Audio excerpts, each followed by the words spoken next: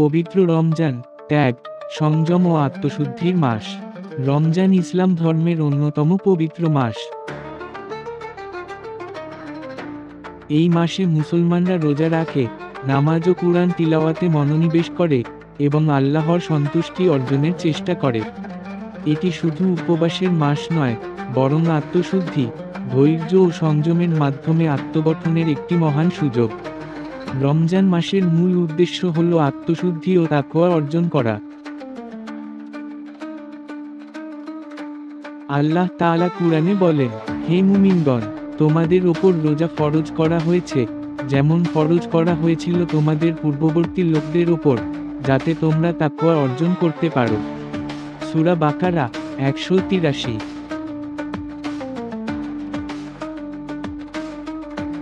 রমজান মাসেই পবিত্র কুরআন অবতীর্ণ হয়েছে, যা এই মাসের মর্যাদা আরও বৃদ্ধি করেছে।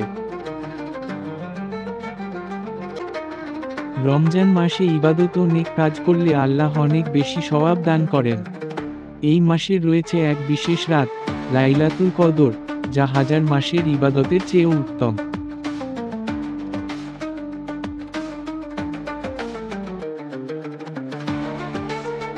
রাসূল সাল্লাল্লাহু আলাইহি ওয়াসাল্লাম বলেছেন, যে ব্যক্তি ঈমানের সাথে এবং সওয়াবের আশায় রমজানের রোজা রাখবে, তার পূর্বের সকল গুনাহ মাফ করে দেওয়া হবে। সহিহ বুখারী, হাদিস 1901। রমজান আমাদের সংযম, ধৈর্য, দানশীলতা ও আত্মশুদ্ধির শিক্ষা দেয়। এই মাসে আমরা ধনী গরিবের মধ্যে পার্থক্য ভুলে গিয়ে একে অপরের পাশে দাঁড়ানোর অনুপ্রেরণা পাই। পবিত্র রমজান শুধু একটি ধর্মীয় আনুষ্ঠানিকতা নয়, এটি একটি জীবন ব্যবস্থা।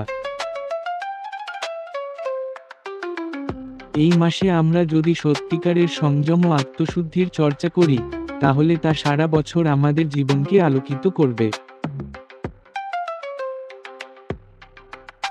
রবের নিকট আমরা এই মহান মাসের পূর্ণ ফজিলত ও বরকত লাভের জন্য যথাযথভাবে ইবাদত করি এবং নেক আমল করি।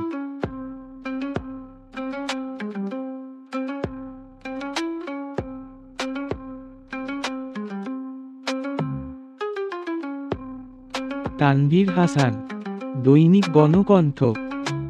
আপনারা দেখছেন দৈনিক গণকণ্ঠ, সবার কথা বলে।